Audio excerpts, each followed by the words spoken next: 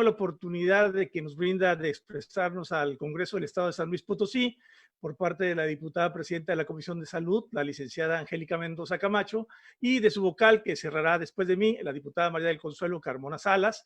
Quiero pedir una disculpa por mi ímpetu al contestar a las autoridades, pero se debe a que realmente sin sustento, como dijo el diputado del Sol, llegan y interfieren con un debate, bueno, con una situación que se está tornando amable y viendo las exposiciones científicas a mostrar datos totalmente falsos. Y esto realmente me pone muy a disgusto, ¿no?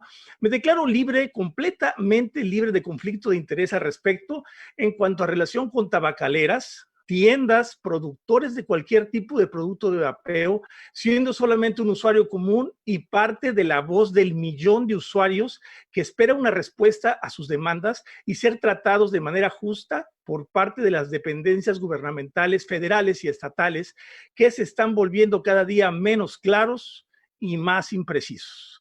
Mi nombre es Antonio Toscano Florenzano, tengo 53 años, nací y vivo en Ciudad Valle, San Luis Potosí, donde me desempeño como constructor y fotógrafo. Soy hijo de una maestra y de un médico, por lo que comprenderás, me encanta leer. Padezco hipertensión arterial desde hace 20 años y diabetes tipo 2, actualmente reguladas correctamente. Fumé desde los 12 años y cerca de los 50 había consumido 626,000 cigarros a lo largo de este periodo. Mi historia comienza a los 12 años cuando por juego encendí mi primer cigarro. A los 15 fumaba ya una cajetilla completa. A los 24 elevó mi consumo a 2 cajetillas al día. Y cuando surgieron las prohibiciones, esto es importante, cuando surgieron las prohibiciones, los impuestos, los pictogramas en las cajetillas, mi consumo subió a 3 cajetillas al día. Pues tenemos algo que se llama un amo, que se llama nicotina.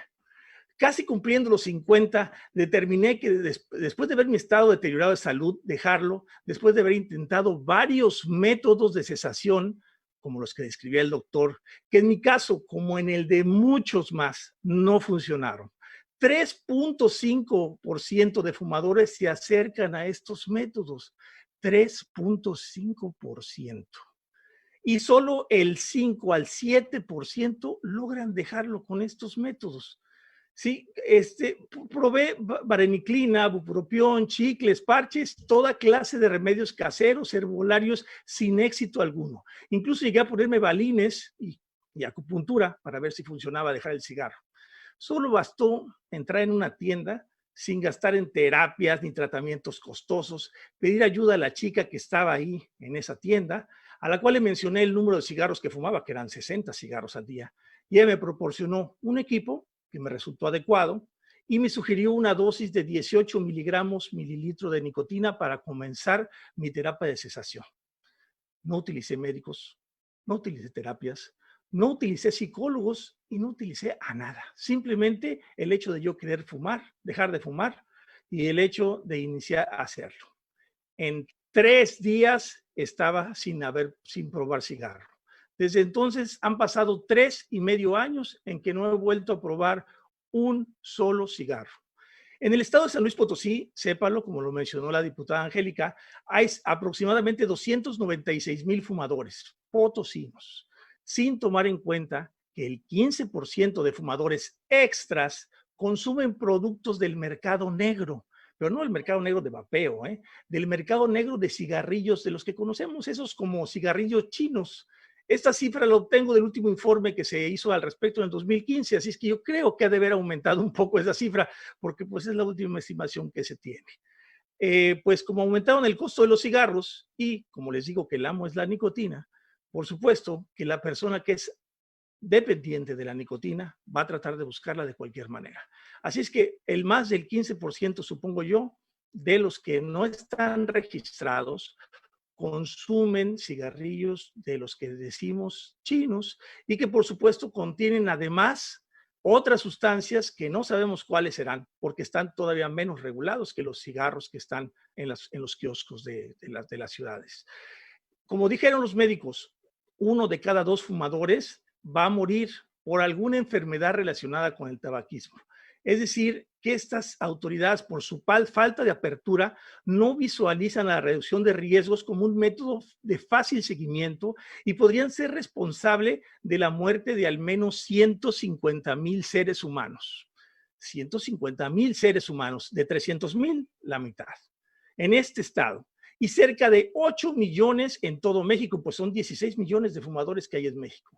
Mucho más que los casos de COVID-19, por si tenían pendientes sobre esto. En este año y en este estado y en el país, por supuesto, ¿sí? Quisiera citar, en este caso, algunas palabras del Premio Nacional de Medicina 2019 en República Dominicana, el doctor José Silier Ruiz, médico neurólogo y expresidente de la Sociedad Dominicana de Neurología. Tuve la oportunidad de escucharlo hace una semana y realmente cambió totalmente mi perspectiva en lo que es referente al vapeo.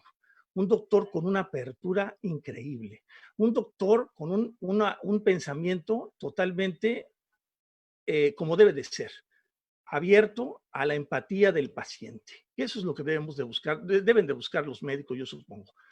La libertad, dice, es el bien más preciado que tiene el hombre. Tenemos que saber que al existir la reducción de riesgos, existe desde ya un A y un B. En el A está el consumo libre del tabaco, permitido actualmente y socialmente visto como algo natural.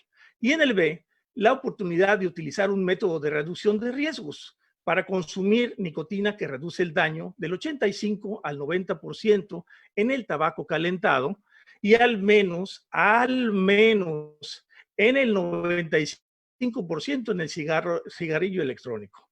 Métodos aprobados y regulados por el Public Health England, la Cámara de Comunes de aquel país, el Royal College of Physicians of London y el National Health System, y negado de manera sistémica por el gobierno federal, y ahorita estamos viendo, por el sistema estatal mexicano sin sustento alguno. En otras ocasiones, nuestro presidente, al que tanto respeto y admiro, dejen decirle que yo soy morenista y aparte voté por nuestro presidente, al que tanto respeto y admiro, ha mencionado a Reino Unido como un país con un sistema de salud envidiable y que cabe aclarar, luchan hoy mismo en una de sus universidades en Oxford por una vacuna contra el COVID-19 y además económica al bolsillo.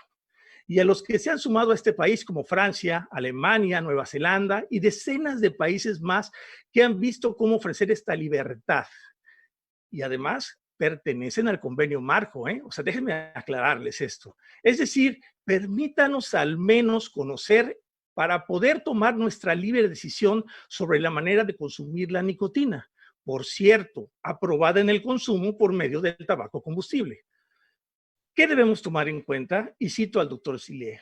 El cerebro humano tiene neuronas, tiene más neuronas que estrellas en el firmamento. Nos permite ser seres sociales. Habla un lenguaje químico y eléctrico. Las neuronas no se pegan. Hay espacios entre una y otra, donde hablan entre sustancias químicas. No está diseñado para el dolor. Fíjese, repito, no está diseñado para el dolor. Está diseñado para la felicidad. ¿Qué le pasa al cerebro cuando recibe la nicotina? Mediante el tabaco obtiene esa felicidad. Hay factores de riesgo para el cerebro. En estos existen factores no modificables y factores modificables. Entre los factores que no son modificables puede ser la herencia, la genética, el sexo, o el sexo de la persona, me refiero. Los factores que son modificables están el alcohol, el tabaco, la falta de ejercicio, el estrés, de modo que dentro de estos factores de riesgo modificables, tanto para infartos cerebrales como ataques cardíacos, el tabaco ocupa el segundo lugar después de la hipertensión. ¿Sí? Quiere decir que es algo dañino. Así es que si le brindamos una alternativa de menos daño, es elemental, mis queridos amigos, debemos tomarla como un beneficio. Ya lo dijimos, no está acostumbrado a sufrir. Si a usted le duele una muela, va al dentista, porque el cerebro humano no resiste el dolor. En eso se basan las dependencias. Se dan porque usted siente felicidad en las relaciones sociales, en la buena comida y, por supuesto, en la nicotina. ¿Cuál es el mecanismo de la dependencia? El cerebro tiene dos hemisferios, izquierdo y derecho, y allá en el fondo hay una especie de C hipocámpica y unas avellanas profundas que son las amígdalas cerebrales. Estas guardan la memoria de lo placentero. Y en la parte anterior está una circunvolución frontal ascendente, que es lo que nos permite ser seres sociales. Te dicen que tú no puedes andar desnudo, no puedes golpear al de al lado, no puedes matar a tu jefe, no puedes colgar a los del alcohol de PRI, no, no es cierto, no, esto no. Por otro lado, hay un grupo de neuronas que solo les encanta el placer. Sí, se libera en esas estructuras anteriores del sistema límbico y lo que hace es anticiparnos que se va a producir esta felicidad. Es como si nos alentara y nos preparara para ello. La liberación de esa sustancia pone en marcha una serie de cambios en el cerebro, así como la cascada química de neurotransmisores. A esta parte le gustan los placeres que le hacen feliz con la nicotina. Científicamente, si usted logra darle al cerebro felicidad que le da la nicotina quemada, por un daño, con un sistema menos dañino, no hay dolor. El dolor, el cerebro estará feliz. Recordemos que esta dependencia hay varias maneras de tratarla, ya lo dijeron ahí. La primera es con psicoterapia, de reemplazos de nicotina, etcétera, etcétera. Tratamiento que es largo, costoso y además que pocas personas se acercan a ella, al igual que a los métodos de reemplazo de nicotina conocidos y además de baja efectividad. La otra manera es con la disminución progresiva de la sustancia. Y para esto quiero aclararles. Yo comencé a vapear con 18 miligramos de nicotina hace 3 años y medio. Hoy estoy con 3 y con 0 miligramos de nicotina en mi vaporizador. Al final de todo, si usted le permite a este fumador una alternativa que le produzca la misma felicidad y placer, el cerebro no lo va a negociar. Cuando inhalas la nicotina, obtienes ese gusto, pero ahora con cerca de 6,850 sustancias menos que con el tabaco combustible. Recordemos el review del Royal College, al rato se los voy a mostrar, les voy a poner las páginas para que lo vean, sobre los porcentajes de las sustancias dañinas. Andan entre menos del 5% y algunas en menos del 1%, como lo citó la química Lisset. El cerebro defiende el libre albedrío. Y es por eso que estoy aquí para hacer la voz de otro millón de usuarios que queremos seguir utilizando este sistema que nos genera el mismo gusto, pero sin los daños tan profusos del cigarrillo combustible. No es inocuo, lo sabemos, pero reduce el riesgo de que yo caiga enfermo, respetando así el libre desarrollo de las personas y mi poder de decisión. Algunos lo utilizarán como métodos de cesación tabáquica, o otros harán el switch para usarlo y después dejarlo también, y otros lo consumirán de forma lúdica. No hagamos del puritanismo nuestra base de vida. La felicidad es lo que todos pretendemos en nuestra vida y estamos en el derecho de poderlo obtener como mejor nos parezca, sobre todo sin afectar a terceros, como lo mencionó el licenciado Juan José Sillón Lee. Ser catalogados como personas de segunda categoría, como se lo expliqué a la persona de Cuepris, sintiéndonos denigrados por el consumo de una sustancia que simplemente nos ayuda a estar felices, como lo es la nicotina. Habrá quien deje de consumirla, pero habrá otros como yo que preferimos seguirla consumiendo, sabiendo que no hacemos con este método un daño mucho menos al cuerpo humano y sobre todo sin generar daños a terceros, y que está permitida en el cigarro combustible, producto comprobado, dañino, y que existen suficientes estudios al respecto en que el tabaco es dañino. Ahora me quiero pasar un poco a hacer una pequeña presentación que realicé para ustedes y voy a compartir mi pantalla.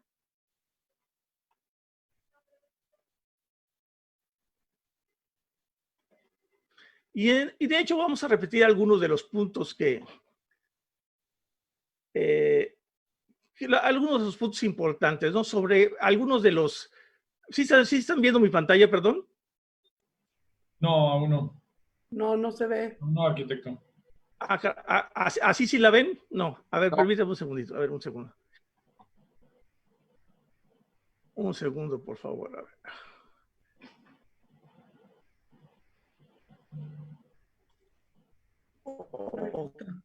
Okay. Creo que sí, ¿verdad? Sí, ahora sí se ve. ¿Sí? Ahora sí.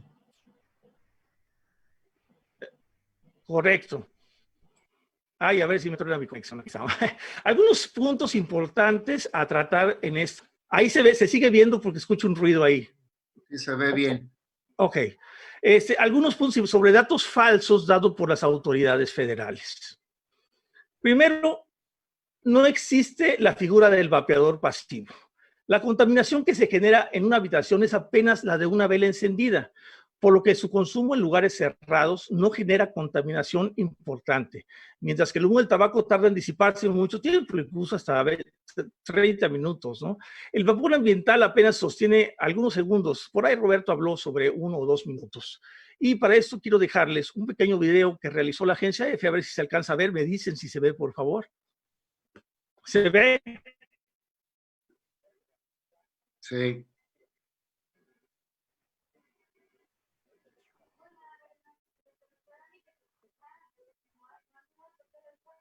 Pero no se oye. Se ve, pero no se escucha. Ah, caray. No, entonces no nos sirve así. Déjenme. Bueno, no sé si quieren, déjenme ver si lo puedo pasar directo de. O dinos qué dice. Ok, bueno, a ver, se los digo. Muy fácil. Está explicando el doctor Miguel de la Guardia. A ver si, para ahí un poquito. Se está realizando el primer estudio de cigarrillo electrónico en la Universidad de Valencia, donde declaran que el cigarrillo electrónico y el cigarro son totalmente dos sustancias, dos cosas diferentes. El doctor y catedrático Miguel de la Guardia habla sobre que este tipo de vaporizadores sueltan muchísimo menores cantidades de nicotina y está probado y visto en laboratorio. Esto también se los podría explicar la ingeniero químico Lisset, que entre un 450 y un 700% menos nicotina sueltan al ambiente de lo que soltarían un cigarrillo normal. Es a grosso modo lo que explica en esto el catedrático. Habla sobre algunos casos que dejaron el cigarro mediante este método y pues que están contentos porque ni siquiera se dan cuenta o percibiendo cuando están utilizando el cigarrillo con la familia. De hecho, les aclaro que mi familia está muy contenta de que yo he dejado de fumar y mis hijas están felices de que yo vapee. La segunda tenemos que decirlo, sí está compartiéndose mi pantalla, ¿verdad? Es que no existe el formaldehído en el cigarro electrónico al usuario normalmente. Mientras se utilice de la manera adecuada, las citaciones de las autoridades sanitarias realizaron experimentos fuera de todo contexto de uso normal del equipo. Pusieron a un equipo la cantidad de 5 voltios, cuando ese equipo estaba hecho para trabajar con 3 voltios, así probaron con un SID de 3.3 voltios y con una potencia excesiva de 5 voltios, lo que provocó que el algodón se quemara, la resistencia resultara incandescente y se formaran metales de acetaldehído. Sí, esos son los famoso formaldehído, la prueba que se hizo allá por el 2015 y se refutó, en el 2013, perdón, y se refutó en el 2015.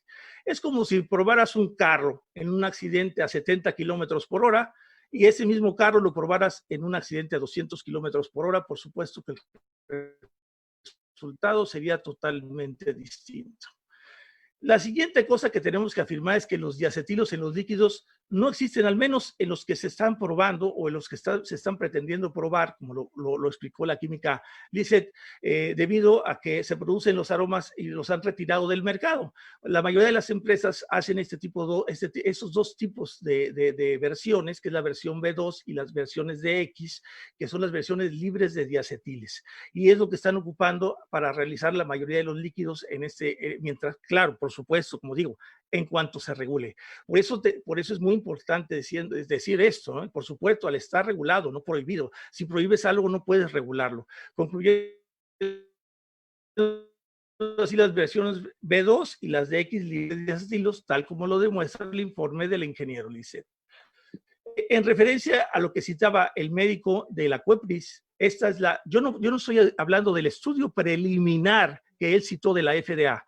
Yo estoy hablando ya de la actualización que se realizó después del brote del EVALI, que tuvo su pico en septiembre del 2019.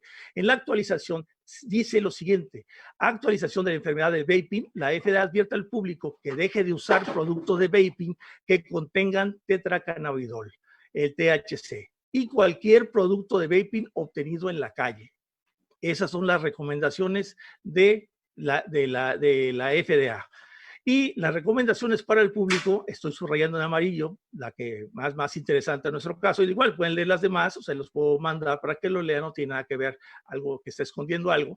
Si en un adulto que usa cigarrillos electrónicos en lugar de fumar, si es un adulto que usa cigarrillos electrónicos en lugar de fumar, no vuelva a fumar cigarrillos.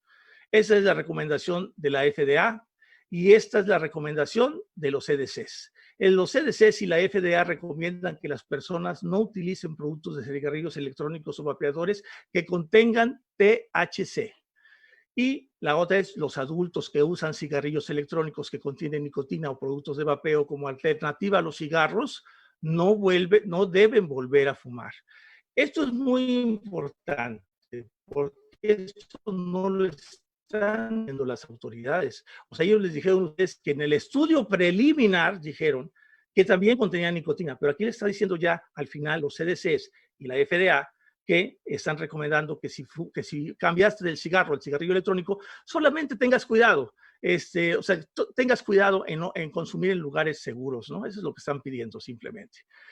El propilenglicol es grado alimenticio. Otra falacia que utiliza mucho las autoridades es que el propilenglicol se usa en los radiadores de los carros. Es el que se utiliza en los vaporizadores, no es el que se usa en los radiadores de los autos. Es como decir que usamos aceite de carro en la cocina para elaborar alimentos. Incluso se utiliza en diferentes medicamentos como excipiente. El propilenglicol es un líquido hidrosoluble miscible con agua que por medio de la homeostasis o modo de regulación dentro del organismo se integra y regula las diferentes circunstancias del cuerpo sin ningún problema. Este es su lado izquierdo es el grado industrial usado en los refrigeradores y el grado derecho es el grado USP o grado alimenticio o kosher. Lo siguiente que les debo decir es que según el Public Health England en su review 2018, de hecho están del 2015 al 2020 todos los reviews, pero escogí porque lo siento mucho más completo en información, aunque todos llegan a la misma conclusión. Los contenidos quedan, aquí están, dice por ahí, los contenidos están por debajo del 5% y algunos debajo del 1%. Consideramos que un 5% del daño residual es una medida cautelosa en caso de algún riesgo no considerado a largo plazo. Es decir, que el 95% podría ser un 96, un 97 o 98. Es improbable que exceda el 5% del daño que produce el tabaco. Esto lo dice el Public Health England, avalado por el Royal College of Physicians of London, avalado ya por la Cámara de los Comunes también allá, por eso está regulado en aquel país. Y aquí vemos algo como lo que nos enseñó la química Lisette, que es la gráfica del cigarro combustible con sus picos, y aquí está la gráfica cuando están fumando o vapeando, y aquí cuando se están exhalando. Como si se dan cuenta, los picos son muy diferentes entre una y otra gráfica. Esto está realizado por el doctor Grimald, que también es otro estudio que está realizado con bastante oportunidad y que también habla sobre los metales. Que por supuesto, los metales, ahorita vamos a ver aquí, bueno, pero aquí no hablo sobre los metales. Los metales, les hago la aclaración de una vez, son siempre calculados en dosis muy altas, cuando en realidad lo que se usa actualmente, o sea, no están utilizando un parámetro correcto para la medición de los metales. Lo que los legisladores no pueden coartar las libertades individuales derivadas de datos no científicos como los que se han presentado a las autoridades apegándose a declaraciones a medias o inexistentes. Es decir, nosotros llevamos a COFEPRIS desde hace año y medio, se llevaron cerca de 200 documentos, se presentaron cerca de 200 estudios representativos de los más de 2.500, ¿sí? No hemos recibido respuesta, ni siquiera han tomado en cuenta, no han hecho ningún análisis, ni han hecho ningún comentario al respecto. Solo se respaldan en el convenio marco para el control de tabaco, por eso decía yo que tenía preparada esa parte, que dice que donde esté prohibido, siga prohibido, cuando también existe dentro del mismo convenio las directrices para la interpretación del artículo 14, el párrafo 64, que dice lo siguiente: las partes deberían seguir de cerca y evaluar todas las estrategias y programas relacionados con el abandono y tratamiento de la dependencia del tabaco, incluidas las mediciones de los procesos y resultados, con objetivo de observar las tendencias. Gracias al intercambio de información, las partes deberían beneficiarse de las experiencias de otros países. O sea, que tomemos ejemplo. Y eso lo vemos muy sencillo. Aquí está el mismo que presentó el doctor Roberto, donde se ve la línea de Reino Unido y la línea de México, como va ascendiendo en el consumo de tabaco. Estamos conscientes de que esto no es un método inocuo. Existe suficiente evidencia científica verificable para catalogarlo como el mejor método de cesación tabáquica. Además que, según otros expertos, como el doctor Farsalino, asegura que alcanza el 72% al sumar el 32%, perdón, que dejan el tabaco completamente, más el 35% de personas que reducen su consumo habitual de tabaco. Y ese es el caso de mi esposa, que fumaba 3 cajetillas al día, igual que yo, y actualmente está fumando menos de 1 cajetilla. Es decir, que va funcionando a veces poco a poco, ¿no? Este estudio aleatorizado, pues es la regla de oro de todos los médicos, ¿sí? Y aquí nos está marcando, como nos contó el doctor Mier, el 18 al 9% en diferencia de efectividad contra los métodos de reemplazo de nicotina. En referencia a esto... Le sí. pedimos que finalice, por favor. Claro, correcto. Muy rápido nada más aquí para hablar sobre los conflictos de interés y hablar un poquito sobre esto. Estados Unidos mandó una carta directo de la Casa Blanca donde se desdijo, el presidente se desdijo de un decreto que había impuesto sobre los vaporizadores y aclara en este decreto que al considerar que ayudan a los adultos a dejar el cigarro, no puede considerar más esta posición y se desdice de su dicho de haber prohibido o estar prohibido los sabores en los cigarros electrónicos. Y bueno, pues por último decirles que de los conflictos de interés que hablan de las tabacaleras, el conflicto de interés está declarado dentro de las páginas del review del Public Health England. Todas las letras amarillas son donde cada uno de los participantes, de los que contribuyeron y de los autores, están libres de conflicto de interés. Y de lo que hablan de los conflictos de interés de los científicos que están por parte de las tabacaleras, The Guardian mandó una nota que publicó el The Times, donde se desdice de la participación de científicos que aprueban el vapeo y que decían ellos que estaban ligados a las tabacaleras, se desdicen y publica una nota, lo publica The Times, aceptando que están totalmente equivocados y se desdicen y les piden una disculpa pública. Bueno, con eso déjenme terminar dejar de compartir la pantalla y lo único que quiero terminar aquí diciéndoles, ya para terminar, cuando otros vengan a hablar con ustedes, recuerden siempre estas palabras que les dejo. Somos 1 millón de usuarios que gastan al año un promedio de $1,250 millones en productos en México. Pero ¿qué pasaría si fuéramos 3 o 4 millones? Y si todos los fumadores se pasaran al vapeo, ¿qué pasaría? Los gastos de salud se reducirían en un 87%. Esto nos indica una empresa norteamericana que se llama State Budget Solutions, que nos dice que si toda la gente se pasara al vapeo, se reduciría un 87% del gasto de salud, que en México suman los 70,000 millones de pesos anuales. Hablamos de ventas de cerca de 115,000 millones de pesos en el caso de que se empezara a vender, se comercializaran los vaporizadores como un método de reducción de riesgos y además generarían empleo, generarían beneficio público y obviamente apoyaría a la población a dejar de fumar. Eso es todo, muchas gracias, les agradezco y disculpen la tardanza de la presentación.